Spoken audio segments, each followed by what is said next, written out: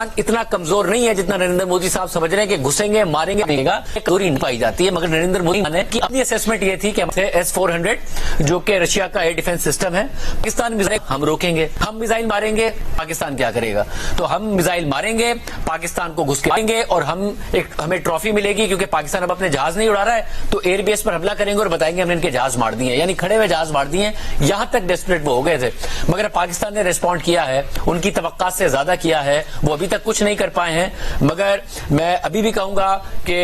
अल्लाह करे कि 1.5 अरब के जो अवाम वाले ममालिक हैं वो जंग की तरफ ना जाएं, मगर नरेंद्र मोदी रिस्पॉन्ड ना करें, इसके इम्कानात बहुत कम नजर। अच्छा, कितना बीमार और कितना नफसियाती होना पड़ता है अपने ही अमृतसर पर 5 मिसाइल चला देने के लिए, ये हम आपसे जानना चाह रहे हैं। ये कैसी सोच है शाहजेब कि आप अपने शहरियों को जो शायद आपसे इत्तेफाक नहीं करते या आपको लगता है कि वो ज्यादा बुरे हैं, उनको भी सबक सिखाया जाए, उन्हें मारकर पाकिस्तान पर इल्जाम डाल दिया जाए, उन्हें पाकिस्तान से बदनाम किया जाए, ये हो क्या रहा है? सर, अब DGISPR ने रात को प्रेस कॉन्फ्रेंस की उन्होंने कहा हमारे पास सबूत मौजूद हैं कि जो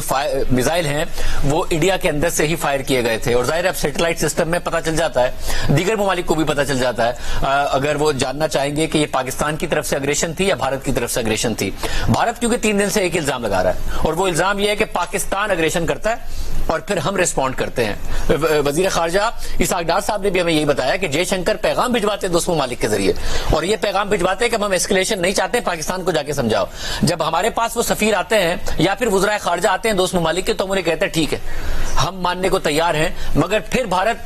कार्रवाई करता है और दोस्त ममालिक को बताता है कि